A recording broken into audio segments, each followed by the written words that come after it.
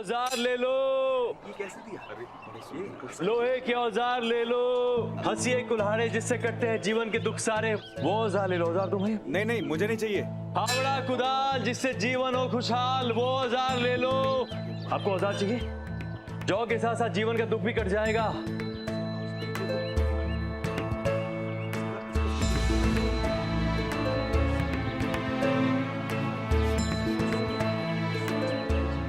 बहन, आपको औजार चाहिए? नहीं नहीं, हम बस मकरंद के बनाए हुए औजार ही खरीदते हैं। इसीलिए तो हम ये औजार बेच रहे हैं, क्योंकि ये मकरंद के ही हथियार है। हम जानते हैं कि देवी सुनंदा राजा विक्रमादित्य से कोई सहायता नहीं लेंगी, किंतु मकरंद के परिवार की सहायता करने का अब यही एक मार्ग है। भाई, औजार चाहिए? ये मकरंद के लोहे से बने औजार ही हैं, वैसे ही मजबूत। ये केवल औजार नहीं, इनकी धार तो देखिए।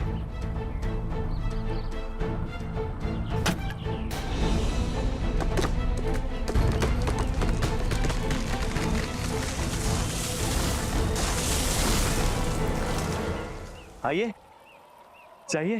केवल 2 ताम्रपर्ण। एक तो ले लो। नहीं, हमें नहीं चाहिए। कुल्हाड़ी, फावड़ा।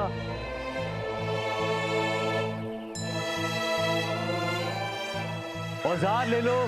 और औजार चाहिए? ये मकरंद के लोहे के बने औजार हैं, वैसे ही मजबूत। ये देखो।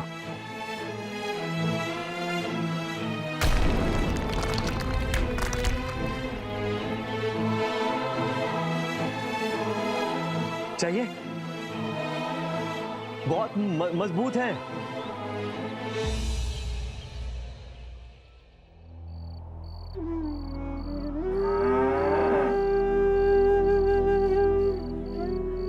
गांव वाले बता रहे थे आपके पास बहुत अच्छे अच्छे औजार हैं।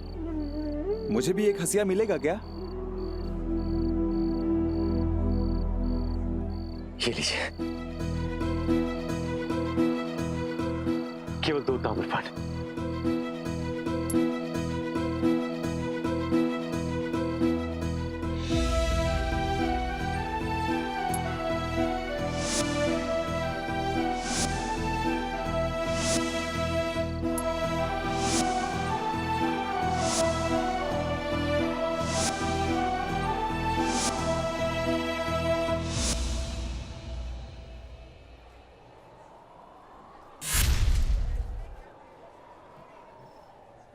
कितनी बार कहा है नहीं चाहिए आपका उपकार। किंतु देवी, हम तो केवल आपकी सहायता नहीं करना। चाहिए आपकी सहायता।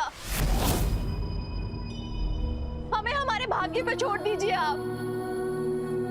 हमारे पति की मृत्यु हो गई, और यदि उनके परिवार के भाग्य में भी यही लिखा होगा तो हम लोग भी मर ही जाएंगे भूख और गरीबी से। लेकिन उस व्यक्ति से उपकार नहीं लेंगे जिसके कारण हमारा सुहाग उजड़ गया। आप समझते क्यों नहीं महाराज? आपके द्वारा दिया हुआ एक अन्न का दाना भी हमारे लिए पाप है।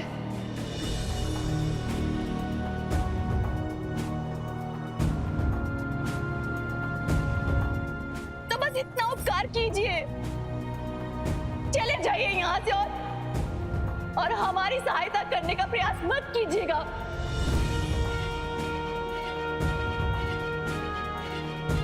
चले जाइए।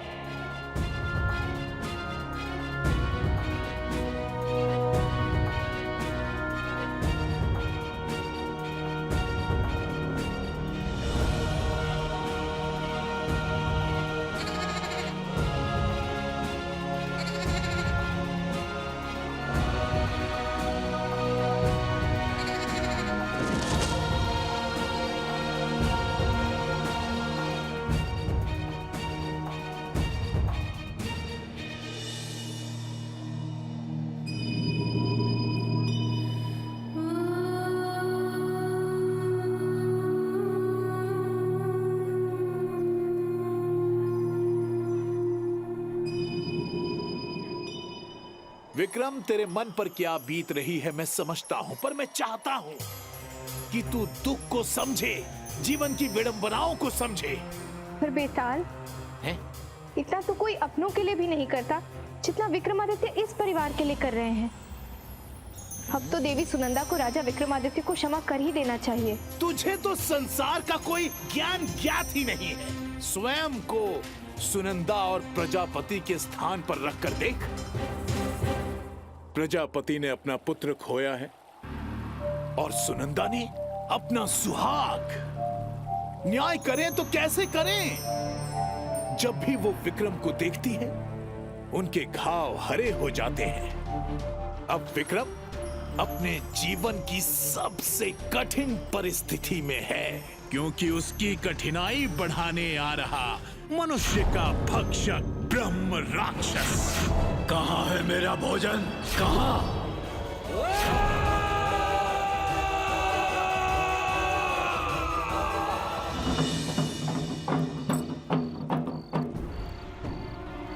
प्रजापति! क्या बात है मुखिया जी?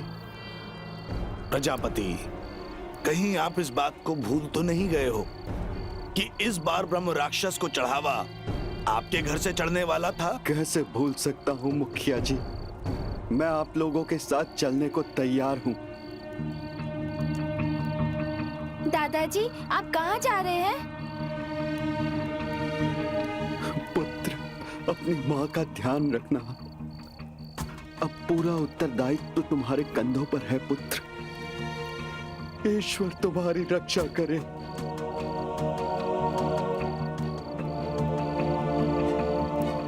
चलिए मुखिया जी।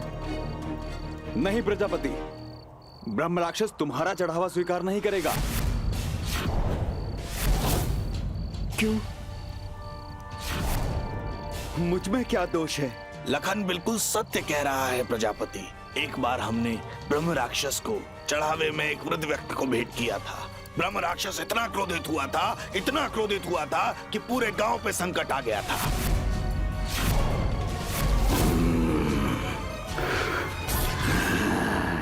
और हम फिर से वही भूल नहीं कर सकते प्रजापति। किंतु आप तो जानते हैं कि मेरे पुत्र की मृत्यु के पश्चात मेरे अतिरिक्त और कोई नहीं है मेरे परिवार में ब्रह्म राक्षस के पास जाने के लिए।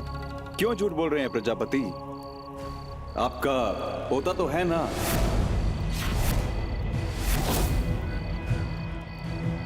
लाखन, कैसी बात कर रहे हो तुम?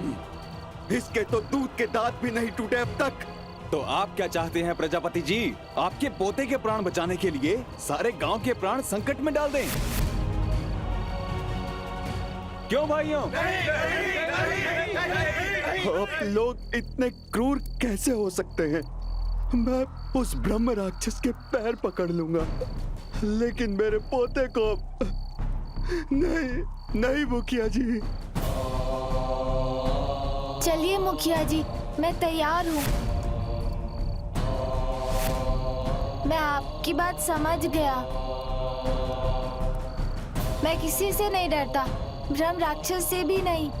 पुत्र, ये क्या बोल रहा है तू कहीं नहीं जाएगा। चल भीतर मेरे साथ। माँ, जो राजा विक्रमादित्य ने सिखाया है कि संकट से डरना नहीं चाहिए, बल्कि उसका सामना करना चाहिए।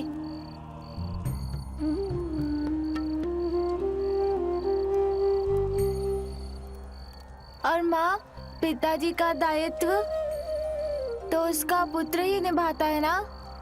तुम मुझे मेरे पिताजी का दायित्व नहीं निभाने दोगी माँ?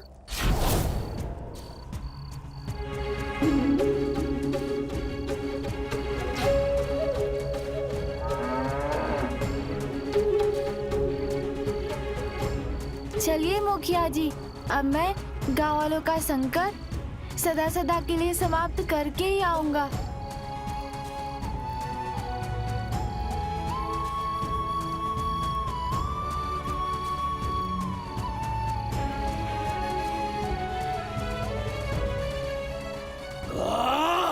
नहीं छोड़ूंगा मैं।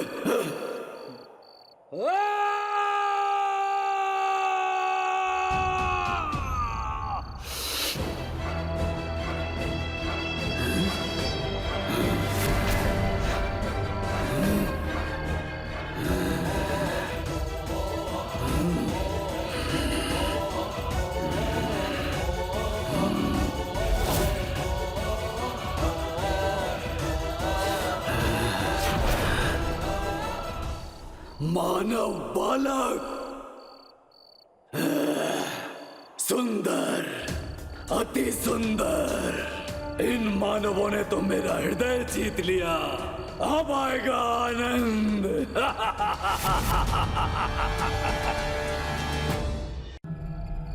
छोड़ दो मेरे पुत्र को, छोड़ दो मेरे पुत्र को। आप लोग कितने निर्दयी हो। मुखिया, आज लाए हो तुम मेरे मन का भोजन। बालक, तुम मेरा भोजन हो। आजा, आजा, आओ, आ जाओ, आ जाओ। वीर, वीर।